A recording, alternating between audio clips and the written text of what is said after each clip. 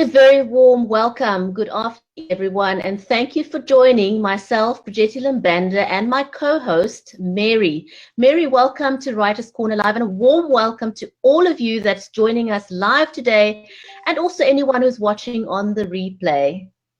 Okay, hi, everybody. So today we're introducing a very, very special book.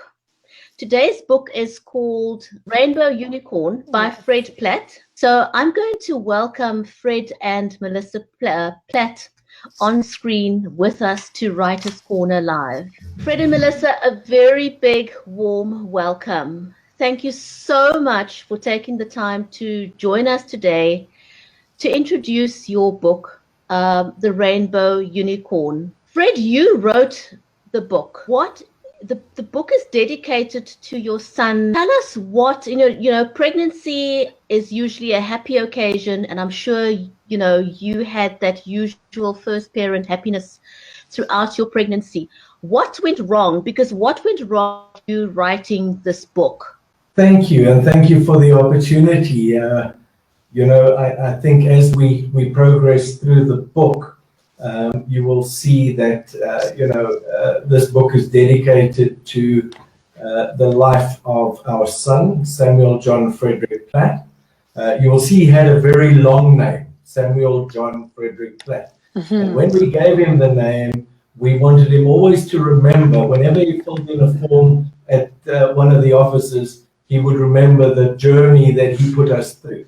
Mm. But the essence of the book really was the experience as a father, starting off through the excitement, first the apprehension of a pregnancy, then through the excitement and the anticipation of the birth of your first and only son and only child, and then takes us through this whirlwind journey of Sam's life through 15 and a half months in hospital and 15 and a half months in ICU. And then finally the journey that we had to go through when Sam died in my arms and we had to say farewell. And then the title just is Lessons from a Rainbow Unicorn. And that was really premised on the fact that as a father, I so wanted to teach Sam all the lessons that I'd learned in life. So my biggest ambition was to teach him all the mistakes I'd made and to really empower him to be this wonderful person. We never had that opportunity, but in his 15 and a half months, he taught us so much. That's probably the biggest thing that we don't expect as a parent. Right. You always think that you're going to be the one that's going to pass on the knowledge, but quite the reverse is true. Your children teach you so much about yourself that you didn't know. And I'm sure that in Sam's short life, you felt exactly that. That he taught you a lot about yourself and life and things that you never thought you could feel or know. And that's the blessing that children bring to us. Absolutely. Yeah, I think the lessons that Sam taught us and taught me specifically fundamentally changed my understanding of life, of business, of what is important in life, and the prioritization and real value. So there were so many lessons that we learned during this journey. Fred and Melissa, I want to ask you, when Sam was not going to make it, when you got to that point and you realized he wasn't going to make it, how was the experience for you in hospital? Because I gather that was one of the reasons that prompted you to start the foundation for Sam. I'm not sure that that influenced you wanting to write the book, Fred, but Melissa, I think that I gathered that that was why you wanted to start the foundation, because there was something lacking in that experience that made you want to be a change for other parents in your situation. Very much so. We had 15 and a half months in NICU and PICU, which is the ICU for children. And I think very few parents have that length of time where their child is in hospital for an entire period, never coming home. And unfortunately, the majority of that journey, although we were in a private healthcare setting, was something that was really dismal. And the care wasn't up to the standard that we would have expected. We had some amazing nurses and amazing care from the allied professionals, but they really got to a point where there was a complete breakdown of trust between us and the doctors. And it was really hard, because you kind of think in private healthcare that you will literally have everything you need, but I especially felt like I had no say and no voice. And during that time, we just thought, here we are with a relatively good education, we speak the same language, we should be getting on really well and be part of a team with our doctors, because after all, what we care for is our son and the best positive outcome for him. And yet it almost got to the point where we felt like we were trapped. We weren't allowed properly to have a second opinion. We really felt like prisoners. And I really feel that that ultimately was detrimental to Sam and to the ultimate outcome, and where we ended up with him dying, because no child should live in an ICU. You have superbugs, you have infections, and the longer time that one is in ICU, the more you are likely to pick up a vast array of superbugs. And this really can impact on, especially children, detrimentally. So because of that, the foundation and trust was formed, and it was critical for us to ensure that no child should be ill alone, no child should have no say, no parent should have no say. And that's why a large part of our trust is about advocacy, teaching parents and children their rights, and making sure that children and parents have a say and have a voice and know what their options are when they are in healthcare, because we do have options and you do have choices. And even when a child is chronic or has a rare condition, they have hope. Families should have hope. They should be part of a team, and everyone should work together to make sure that that child has the best life possible, no matter what their disease is or no matter what their diagnosis is. So was that the thing for you that you felt that you were to make? I mean, after all, this was your baby. So was that the big thing, that they didn't make you feel you were empowered to make choices for your baby? Precisely. Yeah, unfortunately, that is, go ahead, Fred. Yeah, I think, what we experienced in certainly in the first 13 and a half months of Sam's life, which is chronicled in my book, was this, feeling of absolute powerlessness, feeling of almost got to a point of resentment towards the fact that we were not recognized as the parents.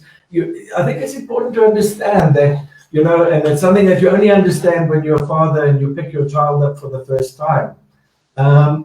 You have a bond with that child, and I always say I made a promise to my son that I made two promises to him. The first one was that we would give him the best possible chance. And the second thing that we promised him when he passed away was that his legacy would live on, and that's really why we're here.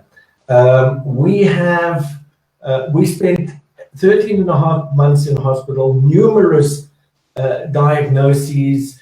Sam became an experiment in some cases. In some cases, it was just that child in bed 15 in the corner with whatever disease it was. We often had a situation where Sam's name wasn't even used when referred to him. Melissa would tell you that he was often referred to as the host for the infection or the host for the illness. And that became so difficult. And I think what made it more difficult is that we felt that with my position in business, with my networks and relationships, if we felt as alienated as we did, and if we felt as powerless, how does the average person feel? And so the advocacy side is really to put patient-centered healthcare in the center, and to make sure, as Melissa always says, even if the diagnosis is not positive, then hope and just dignity. And it's really about restoring dignity. Can I ask you, are there any legal impediments that that hampers the involvement of a parent with their child in a hospital setting, or is this simply just medical stuff that gets into the way? Are they stripping you of your powers as a parent simply because they feel that medicine takes center stage?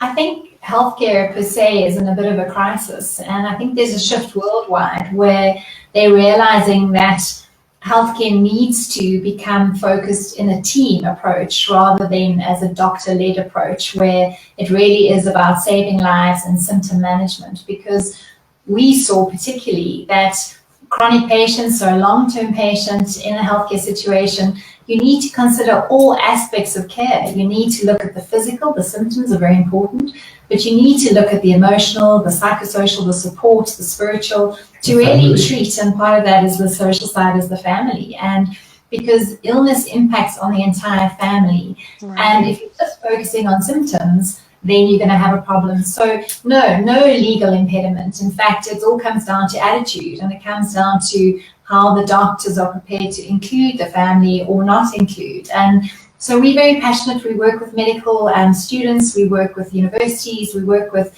whoever we can. Fred and I accept every invitation to stand at a conference, and really trying to build the Samuel generation of healthcare, which is about a value-driven system which focuses on the patient. And when we say that, it also includes the healthcare professionals, because they need to be looking after themselves too.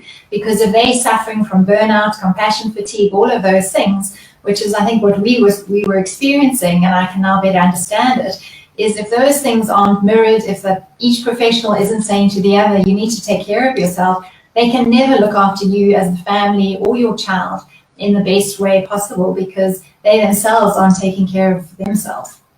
I think just one important thing to understand is that the 15 and a half months wasn't all bad. We always say we saw the best and the worst of private healthcare. And then we were very fortunate, I think, to see the best of public healthcare. Sam passed away in Red Cross Children's Hospital in Cape Town, which was an amazing experience. A government hospital that understood patient-centered healthcare, that understood the team approach, that understood how important it was to interact with the family and to communicate. So, it wasn't all just negative, but what we've really got to do is try and learn from our experience and try and convey that. And we've seen incredible responses. We've had, many medical, in fact, 3 pediatric medical universities have engaged with us, and we're addressing all of their students and their staff. And so we're seeing progress, but really it's just about the experience that we had, and how do we turn that into a legacy that brings change. And to turn what was negative, and as Fred said, with the positive aspects, taking that experience and really looking at how do we change something that destroyed us as a family, where we lost our son, and how do we go forward constructively to really assist healthcare professionals to do better. Because we always say that everything that was said or done to us is written on our hearts forever.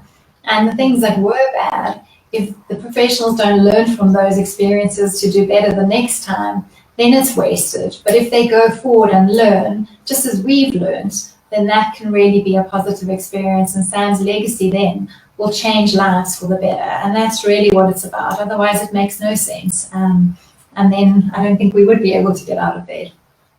Is there a willingness on the part of medicine to change and embrace a more family-centric approach?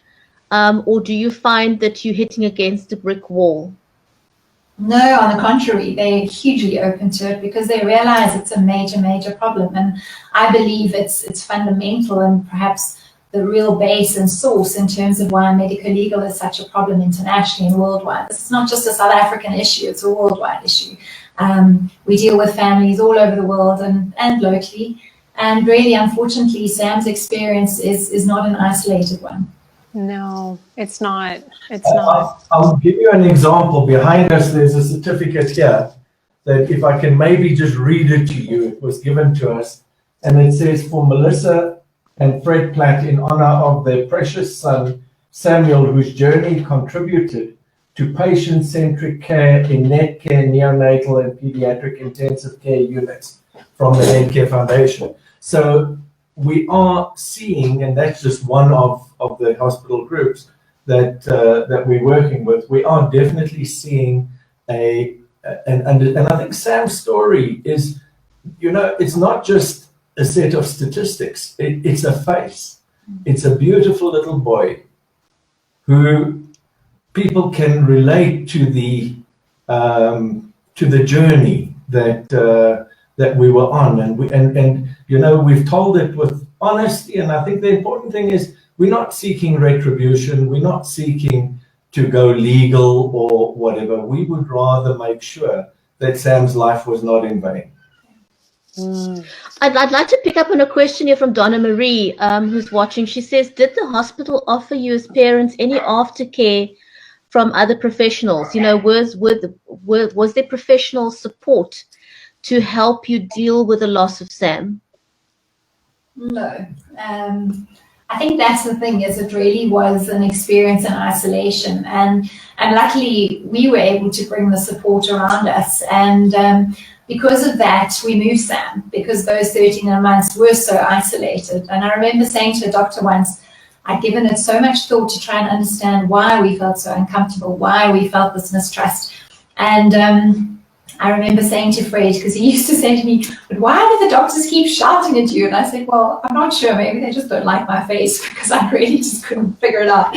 And I eventually figured it out. And I just said, it's because I said to the one doctor, I know why I'm so anxious is because we have no say, we have no control, and we really just need to be able to participate. And he turned around and said to me completely dismissively, it's just because you don't trust us. And I think that's the big thing to really say to healthcare professionals. And so many have come around us, so many incredible doctors, incredible professors who have listened and who have heard and are imparting this message, because they all feel the need. But it's just to say that when you feel that parents aren't trusting you, we're just asking questions. We just want to be included. It's our child. And if you imagine just being a patient in any hospital situation, you're given a gown, you've got your back exposed, you're told when you can sleep, when you can eat, when you can wake up, and then take that down to a level of a child where you can only visit at certain given times during the day, and you really have absolutely no say to be able to keep your child safe. It's a very frightening experience, on top of the fact of the child being so very, very ill. But we've, our second part of our journey was totally different. We had amazing professionals who worked as a team, both in government and in private. They came around us. They said, let's see how we can get Sam home. They realized how important it is for a child to go outside. I mean, I was walking in Cape Town yesterday on the ocean, and I was in absolute state, because as I breathed in, I felt Sam had never breathed fresh air. He'd never stepped outside. And that just broke me. And I just really just say to anyone who has a child who has a chronic illness, make sure you get a second opinion. You are allowed one. Make sure you take your child home. The child's place is not in an ICU. That's where they get sick. They're there for acute situations, and then you need to get home, and you need to try and find a new normal. Even if your child is on a ventilator with the trachea Sam was, they can still live a good life. But sadly, we learned all of this far too late. And it's really our legacy with Sam to impart this knowledge so people don't make the same mistakes that we made, because we just didn't have the information, and we were very disempowered. So I want to ask you a question now, in terms of how Sam's illness, I mean, when someone is ill for a short period of time, you make adjustments in life and you work around it, and you bounce back quickly. But this was long term. this meant it affected your everyday life. And very often, when something carries on for such a long period of time, it starts pulling at a marriage. How has this affected your marriage? You can answer that. You answer. No, I think very early on, and you did right, you know, you talk about how your life changes. I said to someone the other day, my GPS has only recently stopped rerouting me from wherever I am in town to hospital. You know, if I got in my car, it told me how long it would take to get to the hospital in question. That's how long we were there. We were in the hospital every day in Joburg for 13 and a half months. I think Melissa wasn't there for 3 days during that whole period. And it does. And very early on in life, we got home, and I think we had a disagreement because of the pressures and the tensions and the challenges that you face, and you know, you emotionally spent. And I just turned to Melissa and I said, look, we've got to understand, we only have each other.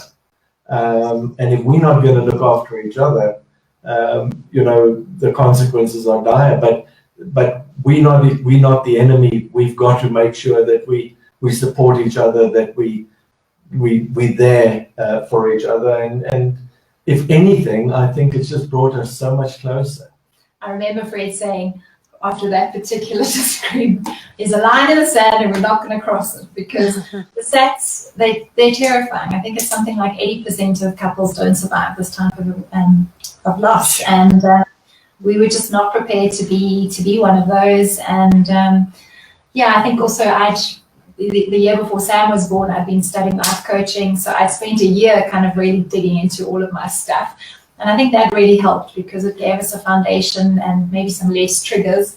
And Fred was amazing. I think you just have to realize that together you're so much stronger, and apart it's very isolating already. And if you lose the one you love on top of your child, I don't think you could ever survive such a thing.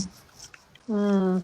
I know I've seen many instances like that, you know, where the couple just the marriage couldn't withstand the loss of a child. Donna Marie poses another interesting question. She says, did you seek your own counseling services individually or separately, or did you help each other with counseling?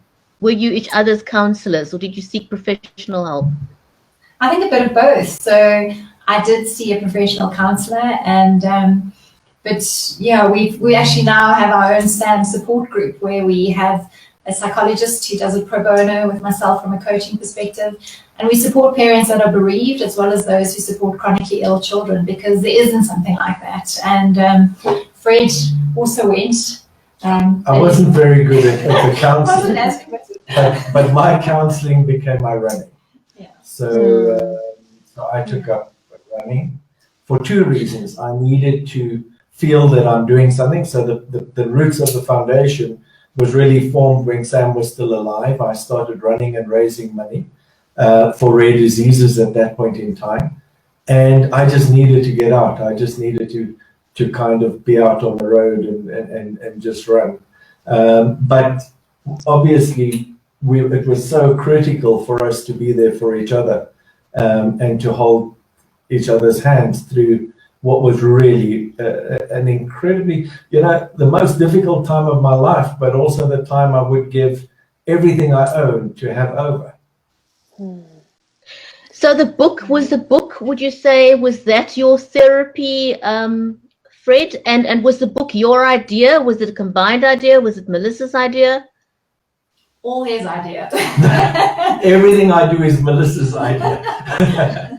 But no, I needed to write the book for myself.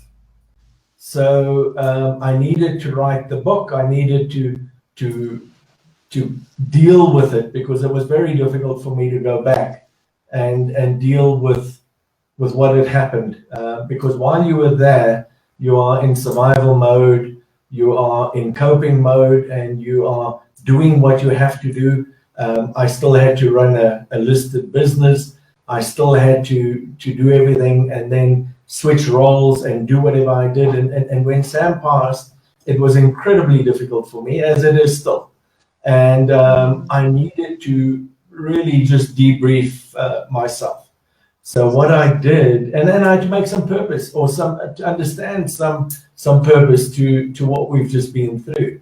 And that was really the genesis of the book. I wrote the book really not with the intention of necessarily publishing it, but wrote it for myself and those close to me. And then when I eventually gave it to an editor, she said, "No, look, you have to tell this story." And that was really how the book came about. And Donna Marie asks another question. She says, when you first started writing your book, did it start as a journal of daily thoughts, or did you actually just sit down and write the book all in one go? Was it a mind dump, or did you write a collection of notes that you eventually turned into the book? Melissa's laughing because she knows what the answer is. I sat down and I started at the beginning, and I wrote until I ran out of emotional ability to write. And then I would take a break, and sometimes that break would be months. And I would sit down again and pick it up where I left and write. So it was all written in one go, from beginning to end. But the time frame was about a year, because there were periods that I just couldn't write. There were points in the book, inflection points, where I just got to and I just couldn't go any further. I just closed the computer, packed it away, and then when I had the courage, I would pick it up and write again. Fred, so your aim with the book, who is that book meant for? Who is going to benefit from reading the book? I think the first audience that it's written for. Now, ironically, I think there's a lot of other people that are already going to benefit from it and already have identified the benefit. But I think the first purpose for me was to write for dads. And to write the story from the perspective of a dad, because somehow as a society, we believe that a dad doesn't really feel as much as a mom does. He shouldn't really cry. He shouldn't show the emotions. And, I was told so many times, you've got to be strong for your family. You've got to be strong. Don't show, don't. And for me, that was really difficult, because for me, being strong was the ability to deal with emotion, was to cry. I lost my son, and that was emotional. So, so firstly, I think, there's not a lot of literature out there for dads. When Sam passed, I read a lot of books written by moms about the loss of their child and what they experienced. But I found one book written by a dad. He sent it to me, but he never published it. And so I just felt that, someone has to just get out there and bare their soul and say, look, this is what you go through. This is the reality when you lose a child. And so that's the first one. The second one, which is at the end of the day, is we're getting an incredible response from the medical fraternity, specifically the academic medical fraternity, to say that, this should really become part of their ethics, lectures, etc., etc. Yeah. So that's the second one. And the third one is really, again, at parents and again at fathers who haven't lost their kids, but who maybe are prioritizing everything else in their life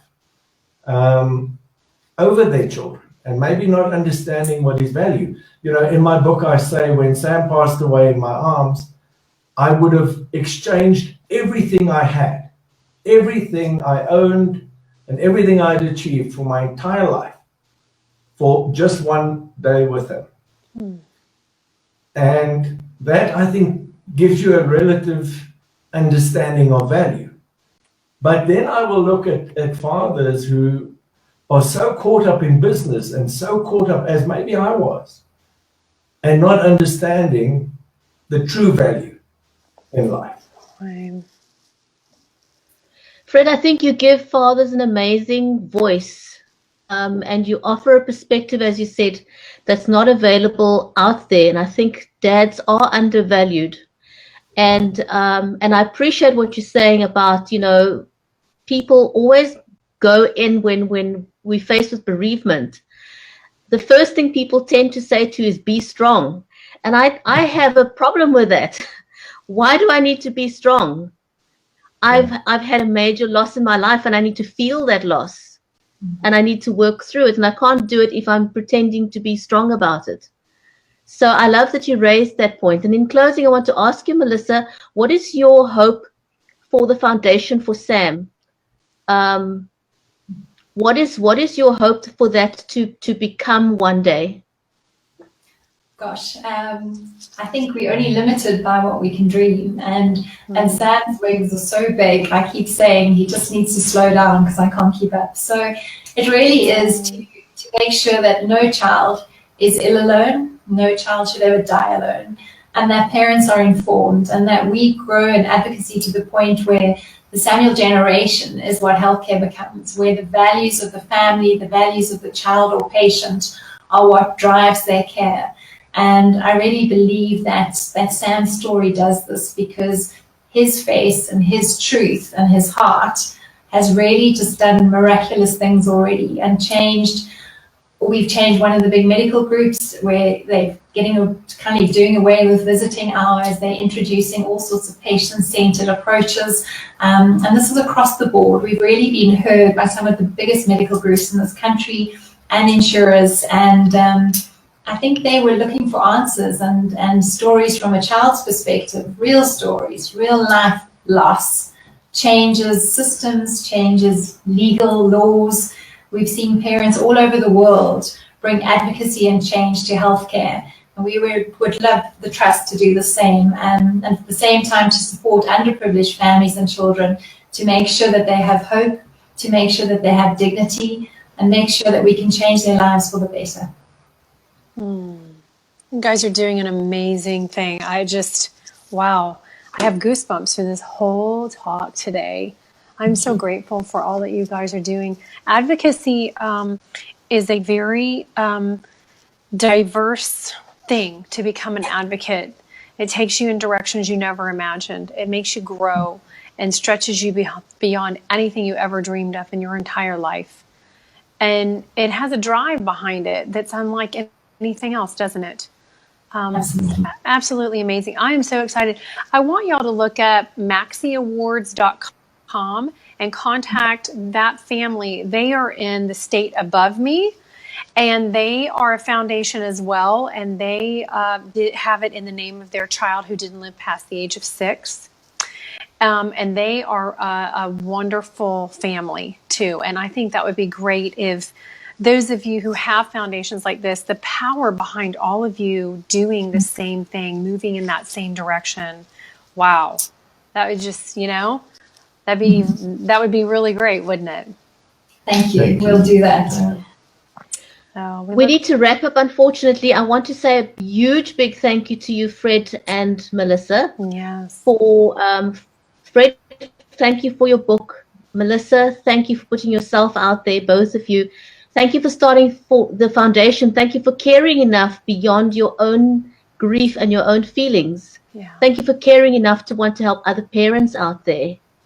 And we are going to drop all the links in the comments. Anyone who wants to get a copy of the book.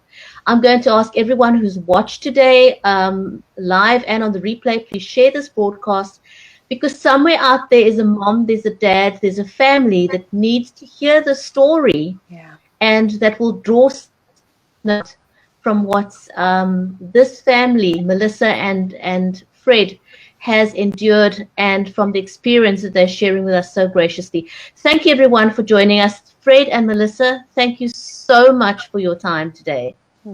Thank you so much. Bye. Bye, everyone.